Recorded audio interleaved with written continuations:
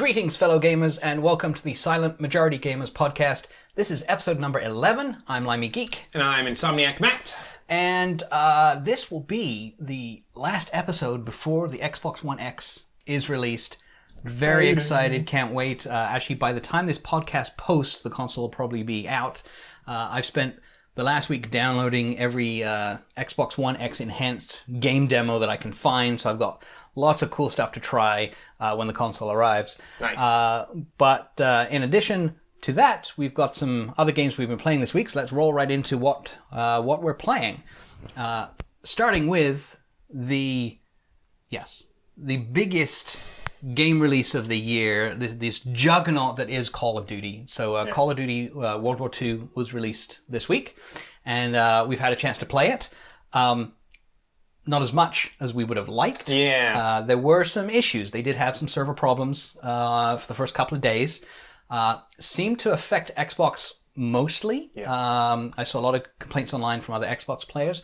But the developers, Sledgehammer Games, when they've mentioned server restarts and fixes, they've said those are applying to all platforms. So I think there's been problems across the board. I think it's just worse on Xbox. Kind of unfortunate for a big release like this, and not really that common anymore. Like most of the big new releases recently haven't suffered from those kinds of issues. I think of Destiny 2, which was a pretty smooth release, really. Yeah, that was almost seamless.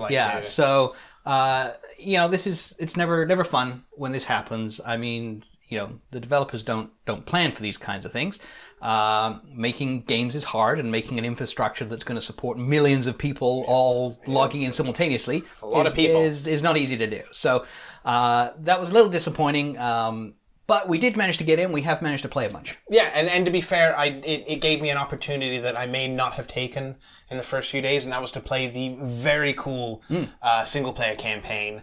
Also managed to play a little mini-game called Air 4220. Now. Yeah. All right. So let me just say, that single-player campaign, really cool.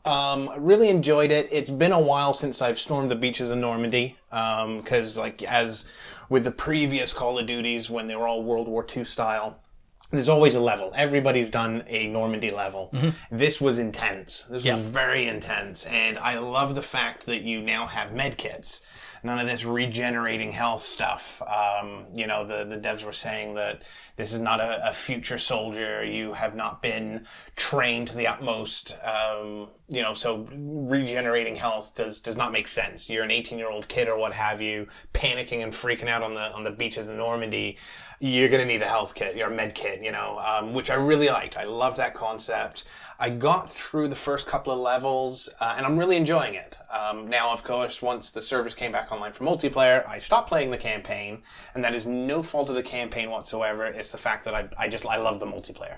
Yeah, I played through the first chapter of the campaign, and the whole med pack and health system really makes you approach things differently, rather than just rushing in to every battle and every engagement and not really caring. It really makes you be more strategic about things and think about when you're going to pop out of cover or not. You sort of looking at your health, and do I use a med pack now or do I wait?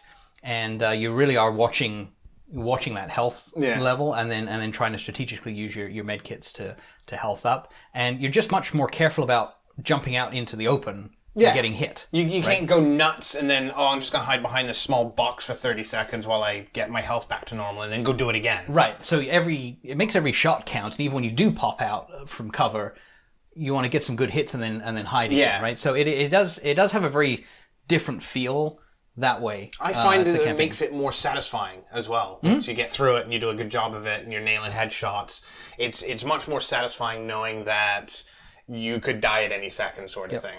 Yeah, it was a lot of fun. Yeah, I agree. It was really it looks really good. Like you, once the multiplayer servers were working, I jumped into multiplayer, and we've had some fun with that too. We have. What I like about this one is that the pre-lobby. Let's start off with the pre-lobby. You go into headquarters, HQ. Yep. And in HQ, you're running around and you can, buy orders, which are like mini missions to do. So I picked up, get 15 SMG kills, get 15 assault rifle kills, win 25 matches, things like that, which reward you with supply drops, which you can also open in the HQ. Also in the HQ is a brilliant feature is the score streak testing. Training, yeah. Training for that. So basically for people like me who are never going to get that 20 kill score streak, I can still check it out.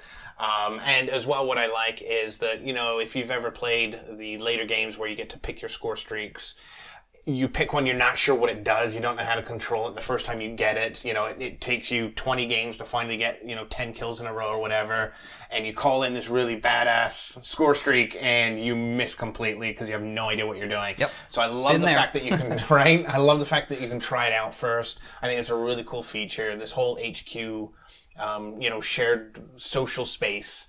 While in some games, such as like Destiny and things like that, I could take it or leave it. I really like the Call of Duty version of it. Yeah, it's kind of neat. The other thing they have in there is the firing range, which is nice too. You can go, try out different weapons and see how they handle and that kind of thing.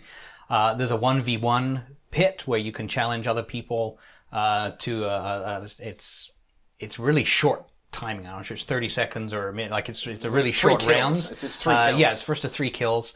So very very quick little 1v1 challenge you can do there. And there's a leaderboard and stuff in there too. So it's it's a neat social space. I suspect that's the part of the game that's actually led to some of the connection and server issues. Well, they made an update. They actually and all updated of a sudden it. Things started working nicely. Yeah. So, but anyway, it's a really cool feature. I really like that you can pop back into that headquarters area even between matches on multiplayer. So while you're waiting for the next match to start, in addition to messing with your classes and that kind of stuff, you can actually go back to the headquarters, pick up new orders, or open your supply crate as well. So that's cool. And one last thing in the to the HQ was that there is a theater in there, and you can watch competitive matches, which I thought was so cool. Like, really? For somebody who doesn't play competitively in that way, I think it's really fun to watch sometimes. I think it's very neat. And I heard someone else mention it, that, that the hopes there is that it expands the people who wouldn't necessarily do competitive play like that to get themselves interested. And it's only nothing but good stuff for the community, which I think is great. Yep. As for the game itself, it's been pretty cool. I mean, we played the beta fairly extensively, and we gave a lot of impressions of that. One thing that stood out to me is just how awesome the maps are in this one. I really like the variety in the maps and the locations. I find they're all very interesting and different. They don't meld together. Some previous Call of Duties, you couldn't really... the maps weren't distinctive enough, and they all used the same color palette, and then you weren't sure which map you were on half the time. I find these all very distinct and different in interesting areas. Agreed. Absolutely agreed. With the beta, we're playing the same, 2 maps? I think it was? 3 maps. Yeah. Sorry, 3 maps. Same 3 maps. And, first day of the beta, I was having fun. By the last day of the beta, I'm like, oh, give me another map. And I wasn't sure how I was going to receive these and how I was going to play them. Yep. But going through, getting, several hours in last night, I believe it was. Yeah. Several hours in last night. Really fun, really enjoyable. They've changed just a few things with the beta. Like I like the time between matches now. Before I felt it was too quick. I couldn't do anything. In between a match, you try and change your class up or equip something that you just unlocked, and I'm all of a sudden in the game. But it's not too long that you're sitting there twiddling your thumbs waiting for the next match to start. Overall, super enjoyable. Want to play some more. Yeah, so we will definitely continue playing that going forward. It's always a good sign when I want to play more.